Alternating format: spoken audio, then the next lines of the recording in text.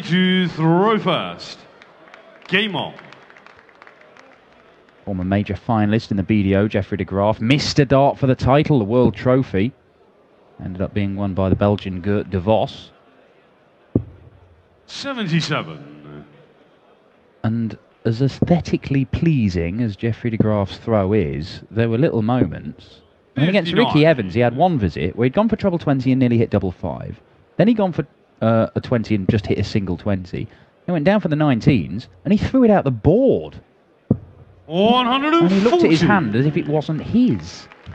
I've not seen a dart player miss the target by so much since Kiang Sun in the opening round of the World Championship a couple of years ago when he hit the tyre. And yet he still averaged nearly 100 for the last 5 legs against Ricky Evans as he came back from 5-1 down. Absolutely 97. Astonishing stuff. And he's here on the final day. One of 15 players left standing now after the departure of the number 3 seed, Mensur Suljovic, the first high-profile casualty of the day. Former European Tour champion, of course. Mensur is on his way back to Vienna, or wherever he's going now, prior to next weekend in 171. Fantastic setup shot from Jeffrey de Graaf. 171 to leave double 8 for a 13 darter. Jelle Klaasen applies a little bit of pressure. 23. Jeffrey requires 16. Double 8. Double 8 is there. Jeffrey de Graaf starting strongly. 4 brilliant darts there overall. When you look at that finale to that opening leg. 137. It was all about the setup, as you say, Dan. Well, maybe Jeffrey de Graaf, having tested out one theory of how to win games of darts, in that you let your opponent have a commanding lead and then decide to start playing properly and come back. Maybe he's decided to just 86. flip reverse it a la Blazing Squad and just get out the gate quickly, as we call it. Rather 96. than having to battle his way back into contention. Mensur Suljović's luck finally running out here at the Happy Bet German Darts Masters. Survived 4 match darts yesterday. Against Lewis, yeah, and Jamie Lewis, I should emphasise. Yeah, Kyle Anderson, not so generous. And Kyle Anderson, mentioned it last year, great 98. year. Best year ever on the PDC circuit last year, 2016. And despite that interruption in his career because of the visa problems, looks to be back on course straight away. Well, you know, he had these problems with his eye, but didn't cause any issues in that game, did he? Averaged 98, but look at this. Jelle Klaasen for the bullseye. Does he go for it? He does, and he's not far off. 45. Nearly a 12-dart reply from Jelle Klaasen. We have seen this cause problems going for the bullseye when you don't need to. Jeffrey de Graaf not on a finish. Learn from 96. Justin Pipe. Why go for the ball when you don't need to? Double 8. Well, it doesn't matter. It's a 14-darter instead for Jelle Klaasen. One apiece. Yeah, in this case, more than enough in hand there to get away with that one, as you say. 13-dart hold, 14-dart hold. Opening 2 legs of this one. Strong stuff from the 2 Dutchmen as they look to book their place in the final session of action of the tournament. And it's worth noting again, mentioned it many times, but Jelle Klaasen playing through the pain barrier. Has got this tendinitis in his wrist. 140. Thump of the fist from Jeffrey de Graaf. And I'm sure you'll see him just sort of wringing his hand out almost. 100. Jelle Klaasen over the course of this game. It's usually after a few legs that it starts to take its toll, or certainly when he, shows that it's taking its toll. But he'd have been practicing for quite some time today anyway, so it's not as if he's not used his hand all day. And let's face it, if he wants to go far in this tournament, he's going to have to. Well, plus, today, I mean, 58. I mentioned it in the first European Tour. He got to the final day, and I thought, well, I don't really fancy Jelle, to be honest, because he can get through a game, but then what happens in the second game when he's been there for even longer, 92. playing more and practicing more? And then he averaged pretty much 100 and beat Benito van der Pass in an absolutely fantastic game, so he can do it. It probably just makes it less likely that he's going to be able to play at high levels right the way through the day, which is exactly what he's going to have to do if he's going to go and win his first Euro Tour title. As de Graaf, 57, 42 left. That leaves double 16. And that is an excellent checkout from Jeffrey de Graaf. 2-1 he leads. Yeah, Kyle Anderson had a similar checkout actually in that opening match. 97. You see 104 average almost for Jeffrey de Graaf, 102 for Jelle Klaasen. 13 darter, followed by a 14 darter, and then a 15 darter. So they're getting worse. Eventually we'll get to gilding Seatman territory by the end of this match. Surely not. Surely not. 61. He's still here, Stefan Seatman. He's on stage later against Simon Whitlock. Oh, what a story it would be. What a story it would be. 100. Looking to become the third German to make it through to a quarter-final on the European Tour. Dragutin Horvat has managed it, Max Hopp has managed it. And Stefan Seatman, a man who just rocked up, a roofer from Hanover. 85. Rocked up on Friday night, the qualifier. Nobody really knew he was. Battled his way through and has come through. Well, he's 2 games. I'm not even going to use adjectives. He just came through 2 games. He's advanced 2 rounds further than Adrian Lewis, which is the astonishing 121, Jelle. 170. True say. Now, Jelle looking at the 170 again. He's not got the conundrum of whether he goes for the bullseye because he hasn't hit the 2 trebles. 94. Knocks off 94 and he's looking pretty good to level it up at 2 apiece.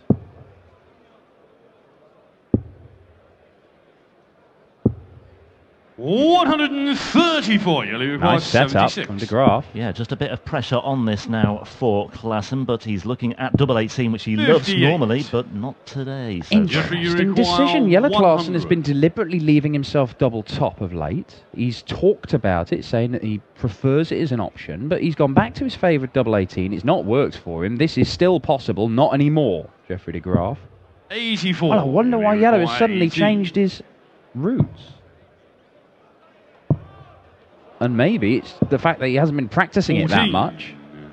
And Jeffrey requires 60. I don't know if he was trying to bust that. I think he was. He was very, very close to the wire on the 20, but we'll never know because De Graaf takes out double 8s and he has a cushion of 2 legs all of a sudden, and maybe another upset is on the cards Jeffrey here. to throw first. It's a break of throw. And just 1 or 2 signs that all is not well in the Jelle Klaasen camp today. 96. Well, I have to say, I've been an advocate for Jelle Klaasen sticking with the double 18 because he was so reliable on it. Yeah. But I suppose if you've been playing a number of games where you've been avoiding it and trying to leave double top at every available opportunity, you're not going to be quite as sharp on it as you might be. I'm going to give him the benefit of the doubt and say he was going for that 5, because I think if he was looking to bust it, he'd probably bust over on the other side of the 20 in case he hit the 1. Yeah. But it matters not, because Jeffrey De Graaf took out the double. 95. And he's got a 2-leg cushion. And he is looking to make it through to the quarterfinals, final session of action on the European Tour for the very first time. Not made the last 16 before. No. And he would also exact some revenge for a defeat by Jelle Klaasen in the World Championship at Ali Pali in December. They met in the last 64. Klaasen came through that one by 3 sets to 1. Fairly comfortable. I actually saw that match in the flesh as well. That was Robert Malarkey Darts 94, fan, wasn't it? It was, yeah. That was my night out, my one night out at Christmas. That I'm allowed. I know, it's disgraceful behaviour. He's dancing around, giving it colo, yah. It's disgusting. Now then, is it the bullseye first? It is, and that means he's going to get a dart at the ball, but he's hit the treble. So even better than that, Jeffrey De Graaf. Double 6. Misses inside.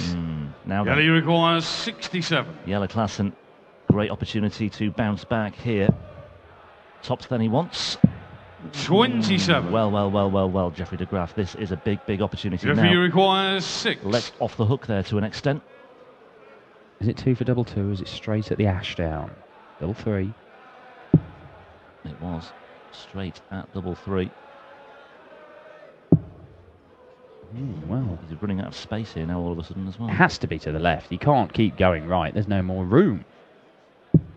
Oh. No score. Well. Jelle 4 darts 40. missed by Jeffrey De Graaf for a 4-1 lead. Jelle Klaasen missed 3 in the previous leg and was broken. And he 35. cannot take advantage of Jeffrey De Graaf's mistakes. Yeah, 6 from 19 yesterday, and it's 6. not really happening for him so far today either. Jeffrey De Graaf, this time he has split it. 2 goes at double 2. 1 go at double 1 will be enough, and it is enough. Jeffrey De Graaf.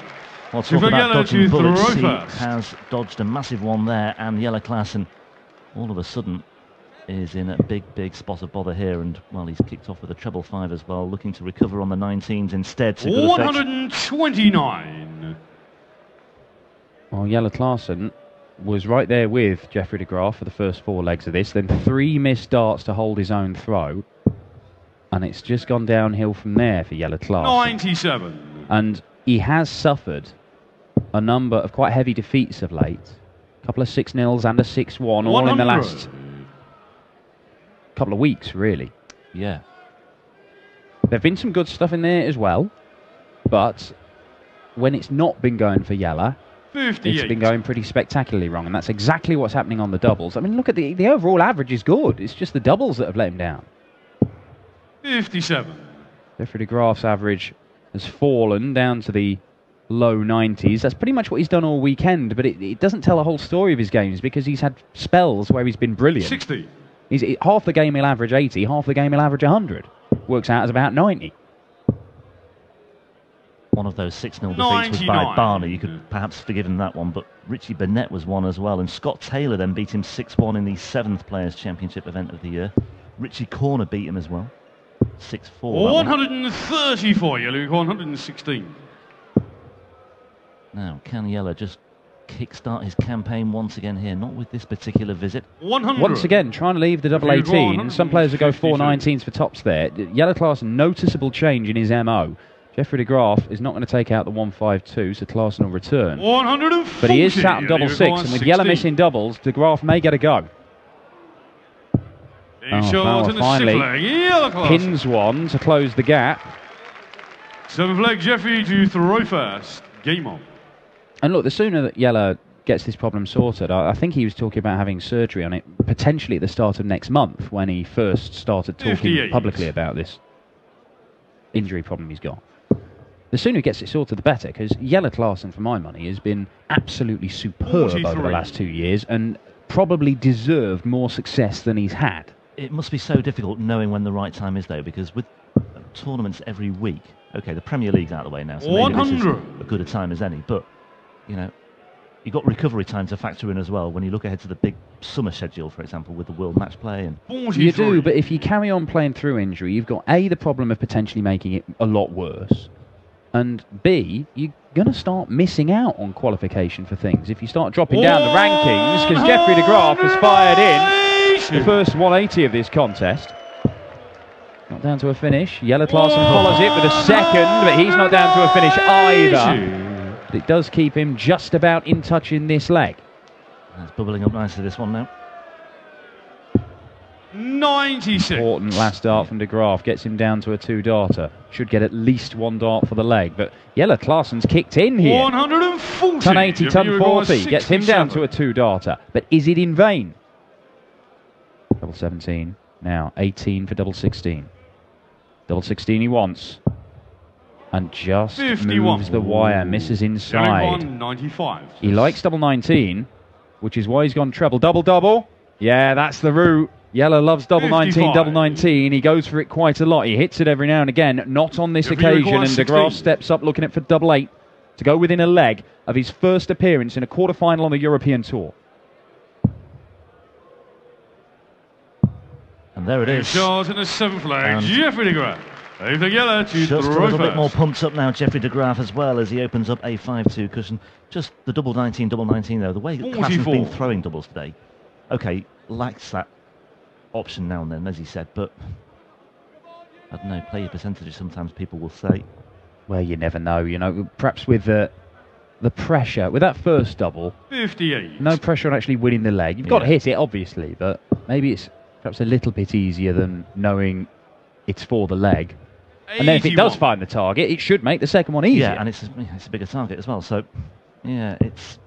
I like the shot, and Jelle does go for it a lot, but, yeah, he didn't really execute it to perfection there. But then again, everything on the outer ring for Jelle Klaasen has been a bit of a struggle ever since, well, the 4th leg. 93. Well, he's certainly up against it here now. He needs to win 4 on the spin. Jeffrey de Graaf is on the verge of another addition on his CV, a European Tour quarter-final, and it would be against an unseeded player in the shape of Kyle Anderson as well. So he would have a guaranteed unseeded player 140. in the semi-finals if it were to come to pass here. The Graaf, though, still has work to do, but this is another step in the right direction for him. Well, he's won games this weekend from the position Jelle Klaasen finds himself in. He can't afford to lose from this position. Jelle. 97. Jeffrey require 146. Left himself a simple two-darter. The 146 is not going to go. So Jelle Klaasen. Now then, is it 20 double 18? Is it 16 tops? What's it going to be? It is 20 double 18. So this is a deliberate thing for Jelle Klaasen, and it is 38. Not working out for him. Once again, he's missed on double 18 and double 9 in that combination, and he seems to have flipped back to his favoured option, as we said earlier. Tops then for De Graaf. 2 goes at it for a place in the quarterfinals of the Happy Bet German Darts Masters. 49. Not yet. Jelle require 18. Well, this time double 9 is taken out, and Jeffrey De Graaf missed match darts. How much will that affect him, Dan? Well, he's survived match darts in his previous 2 games, Jeffrey De Graaf. He has now missed match darts 96. Himself. And maybe there's just this little voice in the back of the Dutchman's head saying, people win from these positions. 96. You did it. You did it yesterday. You did it the day before.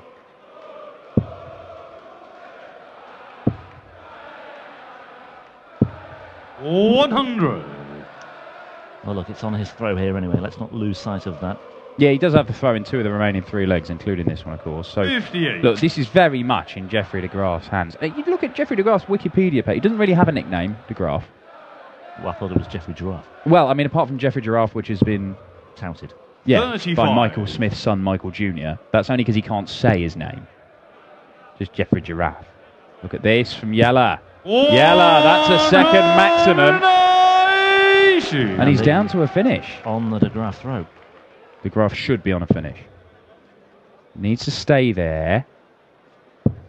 Yeah, well, that's enough to get down to the big one, but Jelle's looking at one that's just as tough, maybe even tougher in some respects, and he's not going to take it out, and that's 4 scored with the first 2 darts. Jelle. 23. Well, that's just opened the door for De Graaf once again here.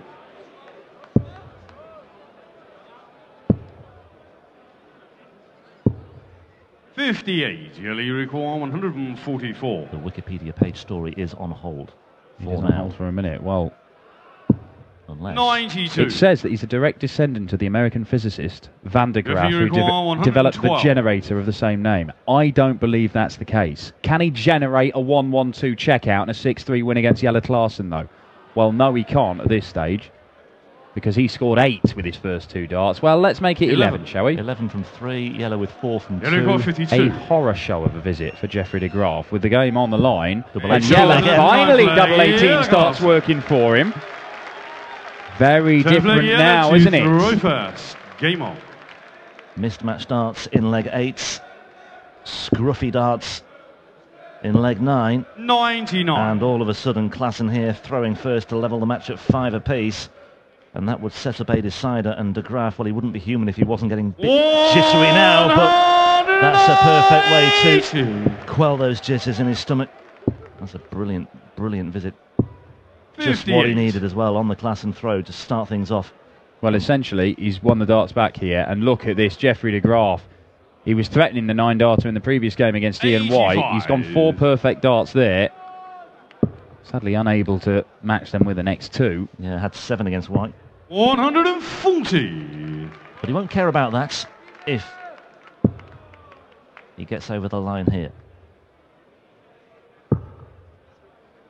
54. And he's not there yet. But Klaasen might be about to overtake him here. 140. Yeah, all of a sudden just turning it on, despite that 4 from 2 darts. Well, in the previous leg. I was hoping he might leave himself double 1 here, just to try and make the noise a little bit 100. louder for Jelle as he looks at 64 to level the match. Double 8. Klaasen, there was a bit of a lunge with that last dart, wasn't there? And he misses 2 darts to take us to a decider. And Jeffrey De Graaf should get a dart for the match. He's missed 2 already. Oh, well, that's a nightmare. That's 15 scored. Well, he's hit the treble, so he does get a match start at double eight, and he misses inside again. 3 match starts, missed by Jeffrey de Graaf. And Jelle Klaasen pins the double eight. We are going all the way. De Graaf has the darts, but having lost the last 3 legs on the spin, can he turn this around now? Well, the fine margins are just magnified to the nth degree when you have a best of 11 format like this, and there have been many fine lines, fine margins for Jeffrey de Graaf already in this one. Missed match darts in 2 of the last 3 legs, and we are into a decider. 58. And de Graaf is losing his way here. It is another game where one guy is not led at any stage in the match until potentially the final leg of it. Is Jelle Klaasen going to come up with an incredible act of escapology and see off Jeffrey de Graaf, who, all right, he's ridden his luck, but played some very good darts to get to this stage, and he looked as if the first quarter-final appearance on the European Tour was there for the taking. He has missed a total of 3 match darts already, and he's got it all on just to give himself another one, but this could give him a chance. 135, Jelle with 127. Well, what a twist and a turn this match has taken all the way through. Just look at this from Jelle Klaasen, double eights. 119. Jelle misses a match dart. De Graaf has already missed 3. Can he give himself a 4th? He might get one at the ball. It might be at double 6. De Graaf, it's only going to be at the bullseye to close it out, and he misses again. 79. It is 4 match darts missed by Jeffrey de Graaf. And Klaasen steps up, pins double 4, and the former world champion from his days at the Lakeside has somehow turned this around.